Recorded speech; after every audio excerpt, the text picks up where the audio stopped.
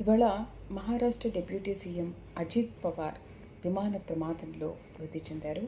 అసలు విజువల్స్ చూస్తుంటే ఆ, మంటలు చెలరేగడం, గాలి బూడిదైపోయిన ఆ ఫ్లైట్ చూస్తుంటే నిజంగా చాలా బాధ అనిపించింది.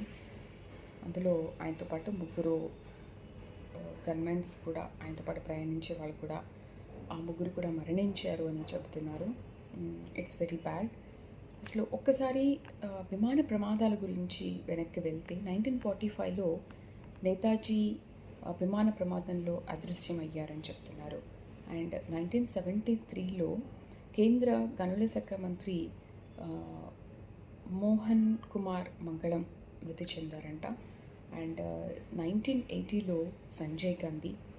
అండ్ మొన్న రీసెంట్గా కూడా 2025లో గుజరాత్లోని ఎయిర్ ఇండియా ఫ్లైట్ ఏ విధంగా కుప్పకూలిపోయింది. జస్ట్ అలా ఫ్లైట్ అయ్యిందో లేదో కొద్దిసేపటికే అక్కడ ఒక కాలేజ్ దగ్గర కూలిపోయింది. మనందరికీ తెలిసింది అది.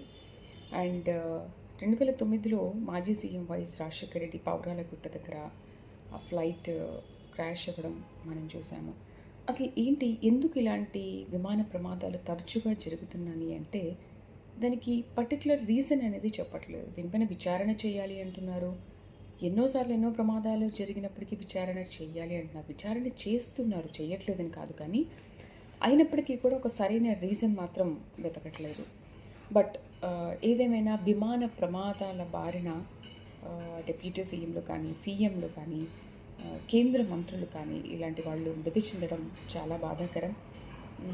ఇప్పటికైనా ఫ్లైట్ బయలుదేరే ముందు అసలు ఏంటి సరైన కారణాలు చూసుకొని, అయితే ఎర్లీ మార్నింగ్ అవర్స్లో బయలుదేరడం కూడా ఈ ప్రమాదానికి కారణమని అంటున్నారు.